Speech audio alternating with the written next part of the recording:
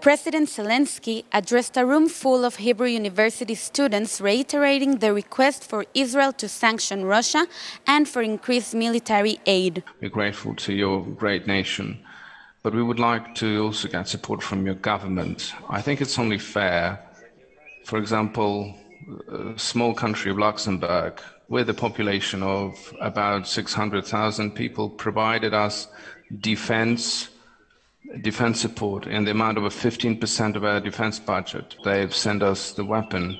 Maybe it wasn't much, but they've given almost everything they had.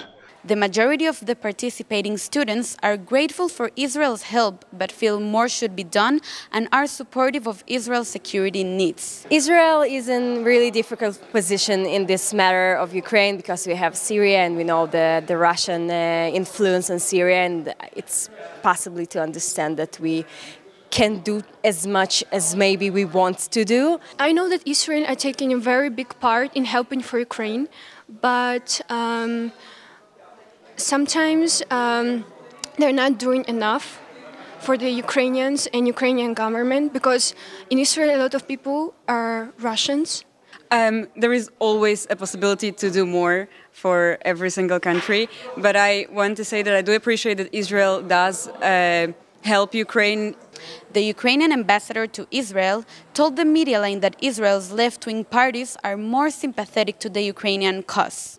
Definitely, if you look on the list of the political parties, historically more leftists was more sympathetic to Ukraine, or sympathetic to the countries that are in a difficult situation like us at the moment. But I would not say that we are not working with the rightists or centrists. We do work with everyone. Students waiting to the Ambassador Kornichok's comments, saying it could alter their voting patterns. I think that it can possibly affect the future election that can happen in Israel because of the left-wing parties, that they more support of Ukrainian government and Ukrainian people.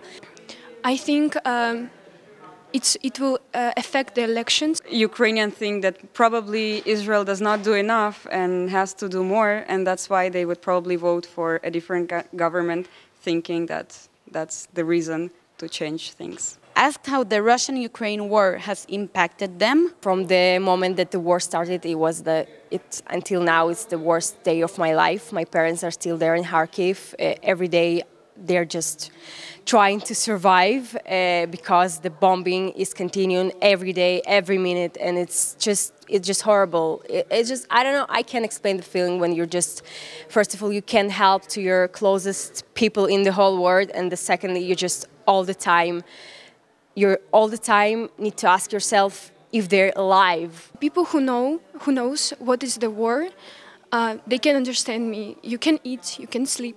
Your first thing in the morning, you're watching the news, and you're trying to call your parents and text them, and you won't not see some horrible things in the news. Just not my home, not my city. I can't forget for 1 minute that at my homeland there is a war. The most important thing is also that people are starting to forget that what is happening.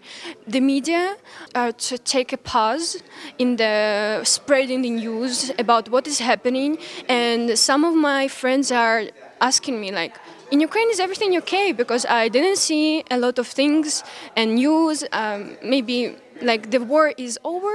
From Jerusalem, Debbie Monblad reporting for the Media Line.